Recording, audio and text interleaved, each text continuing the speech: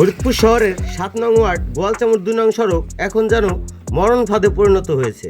দীর্ঘদিন ধরে সংস্কার না হওয়ায় রাস্তা জুড়ে তৈরি হয়েছে বড় বড় গর্ত, যার কারণে প্রতিদিনই ঘটছে দুর্ঘটনার আশঙ্কা।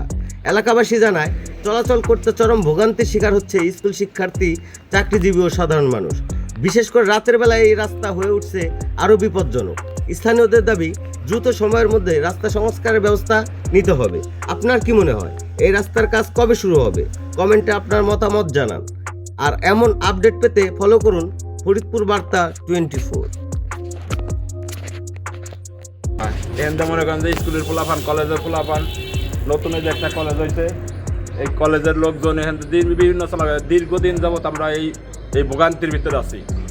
বহুত লোক মনে করেন যে এই পর্যন্ত দেখে গেছে, ছবি তুলে নিয়ে গেছে, কিন্তু আসলে বাস্তবিত কোনো কাজ আমাদের হয় না এই পর্যন্ত। কিন্তু আমরা বিগত অনুরোধ জানাচ্ছি যে আমাদের এই কাজটা যেন দূরত্ব হয়, তাতে এলাকাবাসী এবং কলেজের পোলাপান, স্কুলের পোলাপান ওরা সুন্দরভাবে চলাফেরা করতে পারবে। এইভাবে যেন দূরত্ব কাজটা হয়, এটার জন্য আমরা প্রশাসন এবং পৌরসভায় এবং আমরা নাইবে সুপারের দৃষ্টি আকর্ষণ করে বলছি যে আমাদের এই রাস্তাটা জানি দূরত্ব জানি কাজ হয়। এবং এখানে বিভিন্ন মাদ্রাসা আছে, 5টা মাদ্রাসা আছে, মাদ্রাসার পোলাপান এখানে চলাফেরা করে, আমাদের ব্যবসা বাণিজ্য করার জন্য খুব সমস্যা হয়ে যায়। এমনি দুর্ঘটনা এবং বিভিন্ন সময় দেখা গেছে মোটর সাইকেল যায়, রিক্সা যায়, সাইকেল যায়, দেখা গেছে দুর্ঘটনার শিকার হয়, আমাকে নিয়ে দৌড়াদৌড়ি করা লাগে। এই জন্য দৃষ্টি আকর্ষণ করছি দূরত্ব জানি এই কাজটা দূরত্ব জানি।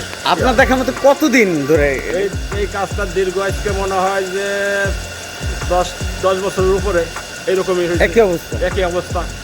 আপনার মতে কি এই পানি টাইটকে থাকার কারণ কে বা ভাঙাচোরা? পানি টাইটকে থাকার কারণে বিভিন্ন ড্রেন না থাকার কারণে পানিটা এই জায়গায় জমা থাকে, দুই পাশে উঠছে এই জায়গাটা হলো নিচে, সেই জন্য হলো পানিটা এই জায়গায় আটকে থাকে। এই জন্য দৃষ্টি আকর্ষণ করছি দূরত্ব জানি কাজটা জানি হয়। ভাইয়ের নামটা জানি কি? আমার নাম মোহাম্মদ আক্কাস মিয়া, 2 নং সড়ক গোয়ালচামড় ফরিদপুর। আমার দোকান 2 নং সড়কের মাথায়। Thank you.